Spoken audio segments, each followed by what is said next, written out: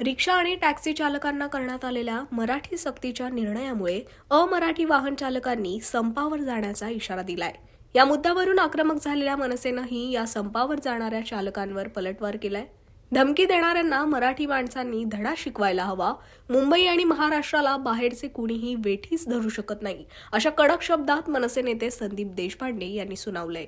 पहिला महाराष्ट्राला धमक्या दिल्या जात आहे की आम्ही मुंबई बंद पाडू, आम्ही रिक्षा चालवणार नाही आणि मग मुंबई बंद होईल. मला असं वाटतं हे जे धमकी देणारे भैये आहेत यांना मराठी माणसांनी धडा शिकवायची ही योग्य वेळ आहे. ह्यांना हे दाखवून द्यायला लागेल की तुम्ही म्हणजे मुंबई नाही, तुम्ही म्हणजे महाराष्ट्र नाही. इथे राहणारा मराठी माणूस म्हणजेच मुंबई आणि इथे राहणारा मराठी माणूस म्हणजेच महाराष्ट्र. आणि महाराष्ट्र आणि मुंबई यांना वेठीस कोणीही बाहेरचा भैया धरू शकत नाही. मराठी वाहन चालकांची अशी पण मागणी आहे की 1 मे पासून जी मराठी संवाद अनिवार्य केलं आहे त्याला मुदतवाढ मिळावी किंवा अगोदर माहिती द्यावी, पूर्वसूचना दिली असती तर आम्ही योग्य. हा कायदा 2012 पासून आहे. एवढे दिवस का झोपले होते? एवढे दिवस माझं मुळात म्हणणं आहे की जे अधिकारी, जर हा कायदा आहे की तुम्हाला स्थानिक भाषा आली पाहिजे, मराठी भाषा आली पाहिजे, ती येत नसताना सुद्धा यांना परमिट आणि लायसन्स दिली कुठे, त्या अधिकाऱ्यांवर कारवाई करा पहिले. मग मुदतवाढ वगैरे नंतर बघू. पहिले यांना लायसन्स देणारे अधिकारी कोण आहेत, ह्यांच्यावर पहिले का कारवाई करत आहे? या कायद्यामध्ये पण असं अनिवार्य आहे की स्थानिक भाषा येणं गरजेचं आहे किंवा अनिवार्य असा क्लॉज आहे त्याच्यामध्ये. तेच मी म्हणतोय ना. मग ते असताना सुद्धा यांना भाषा येत नसताना सुद्धा यांना लायसन्स दिली कोणी, यांना परमिट दिली कोणी? त्या अधिकाऱ्यांवर कारवाई केली पाहिजे प्रताप सरनाईक साहेबांनी.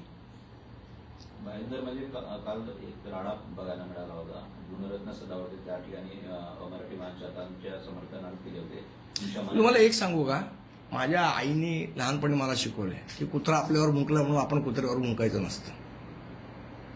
परिवहन विभागाची काही बैठक झाली त्यामध्ये मराठी साहित्यिकांचं असं म्हणणं आहे किमान 10-12 तरी शब्द हे रिक्षा चालकांना येणं गरजेचं आहे, अशा प्रकारचं. 10-12 शब्द कशाला? भाषा येणं गरजेचं आहे.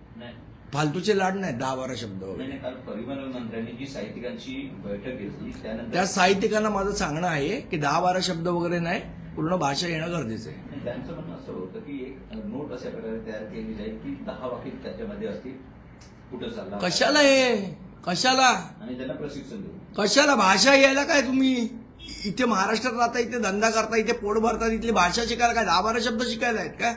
ते युपी मधनच शिकून या. जर इथे पोट भरायचं आहे ना तर उत्तर प्रदेशमध्ये मराठी कंपल्सरी करा. खरं तर मला असं प्रामाणिकपणे वाटतं की महाराष्ट्र असेल, कर्नाटक असेल, तामिळनाडू असेल, आंध्र असेल, ह्या ज्या दक्षिणेतली राज्य आहेत, या राज्यांना एकमेकांना केंद्र सरकार नेहमी लढवत असतं. जसं बेळगाव सीमावाद हे ते. पण मुळात या सगळ्या राज्यांनी एकत्र येणं गरजेचं आहे आणि उत्तरेतलं आक्रमण रोखणं गरजेचं आहे जे हिंदी भाषिकांचं होतंय. ही आजच्या काळाची खरी गरज आहे. आपापसातले वाद विसरून या सगळ्या राज्यांनी एकत्र येऊन हे उत्तरेतलं आक्रमण रोखावं लागेल. नाहीतर इथल्या ज्या स्थानिक भाषा आहेत यांच्यासाठी धोका निर्माण होण्याची ही वेळ जवळ आलेली आहे. एकीकडे प्रताप सरनाईकांनी हा की कुठेतरी सक्ती करण्याविषयी ते आक्रमक झालेले पाहायला मिळते, पण दुसरीकडे त्यांचे पक्षातले संजय निरुपम याला कुठेतरी विरोध करतायत शिवसेनेतून.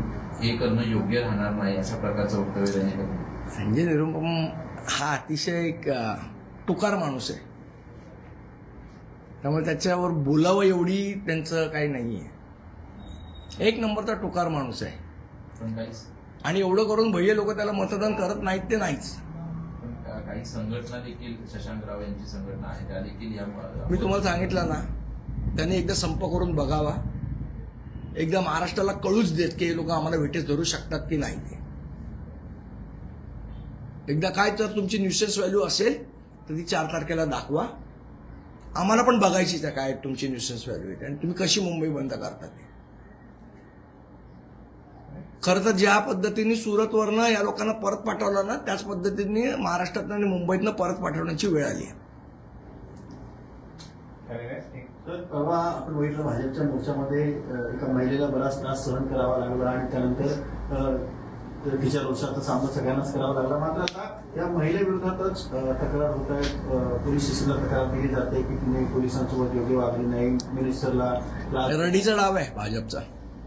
दुसरीकडे आणि नारी शक्ती बिल आणताय ना, त्या नारीचा संतापात सहन तर करायची का जर तुमच्या चुका झाल्यात तर. सदावर्ते यांची मुलगी झैन सदावर्ते हिने तिच्यावर तक्रार दिली. मी काय सांगितलं मगाशी तेच. कांदिवलीतील जवळपास 17,679 स्क्वेअर फूटचे जो भूखंड आहे पालिकेचा, तो एका जैन इंटरनॅशनल संघटनेला देण्याचा प्रस्ताव हा घातला जातोय. आज त्या संदर्भात एक प्रस्ताव- मी तुम्हाला आठवत असेल तर एक साधारण आठवड्याभरापूर्वी प्रेस कॉन्फरन्स घेतली होती. त्यावेळेलाही मी सांगितलेलं की महानगरपालिकेचे भूखंडाचं श्रीखंड लाटण्याचा प्रयत्न सगळे बाहेरचे लोक येऊन करतायत. ज्या पद्धतीने नर्सिंग कॉलेजचा एक मोठा भूखंड हा त्या JSWला देण्यात येतोय, त्याचप्रमाणे हा आता तुम्ही सांगता तो भूखंड जैन इंटरनॅशनलला देण्यात येतोय. महापालिकेचे भूखंड लुटून खाण्याचं काम लोक करतायत. आणि सो कॉल्ड सत्तेमध्ये बसलेले पहारेकरी जे आधी होते आणि आता मालक झालेत, ते लोक स्वतःच्या हाताने महानगरपालिकेचा खजिना लुटवत आहेत. ज्या संस्थेला विल्सन जिमखाना दिला होता त्याच संस्थेला हा भूखंड हे सगळ्या लोडाची पिल्लं आहेत, त्या मंगलप्रभात लोडाची त्यांची पिल्लं आहेत ती, आणि म्हणून त्यांना देतात. मंगलप्रभात लोढा एक नंबरचा हा कट्टर मराठी द्वेष्टा माणूस आहे. हा फक्त त्या गुजराती, जैन, मारवाडी या लोकांपुरताच मर्यादित आहे आणि त्यांच्याच संस्थांना मोठं करण्याचं काम हा लोढा करतोय. याला खरं तर धडा शिकवला पाहिजे या लोढाला. ज्या मुंबईने तुला एवढा मोठा केला, ज्या मुंबईमध्ये तू एवढे पैसे कमवलेस टॉवर, त्यात तिथे तू मराठी माणसांना डावलण्याचा प्रयत्न करतोयस. आणि जैन लोकांची संघटना आणि हे एवढ्यापुरताच मर्यादित आहे. हा एक नंबरचा मराठी द्वेष्टा माणूस आहे मंगलप्रभात लोढा. केईएमचं नाव कौशल्य एकलव्य करा अशी मागणी मंगलप्रभात लोढांनी. मी सांगितलं ना, डोक्यावर पडलेला माणूस आहे. एकलव्य, कौशल्य आणि KM हॉस्पिटल काही जुळतंय का? फक्त KEM हे नाव ठेवायचं म्हणून हे नाव ठेवलंय. बाकी कौशल्याचा काय संबंध आणि एकलव्याचा काय संबंध? नावच बदलायचं ना. तर आमच्या मनोज चव्हाण यांनी प्रस्ताव दिलाय तिथे. ज्या पहिल्या मराठी डॉक्टर होत्या अनंतीबाई जोशी, त्यांचं नाव द्या KM हॉस्पिटलला. काय डोक्यावर पडलेल्या लोकांना मला मंत्री केलं भाजपने, मला काय कळत नाही. आणि सगळे मराठी द्वेष्टे. तर नाशिकप्रमाणे मुंबईत प्रकरण समोर येत आहे. एक मला असं वाटतं या पूर्ण प्रकरणाचा तपास चालू आहे. जेव्हा हे तपास पूर्ण होईल तेव्हा निश्चितपणे याच्यावर आम्ही बोलू.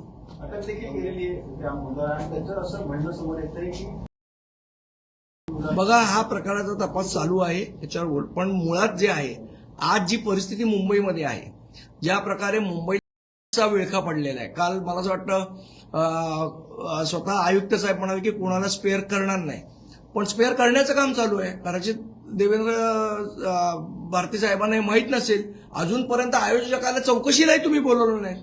आणि आयुक्त साहेब सांगतात की आम्ही वरपासून खालपर्यंत सगळ्यांना करणार. मग चौकशीला का नाही बोलवत आहे आयोजकांना?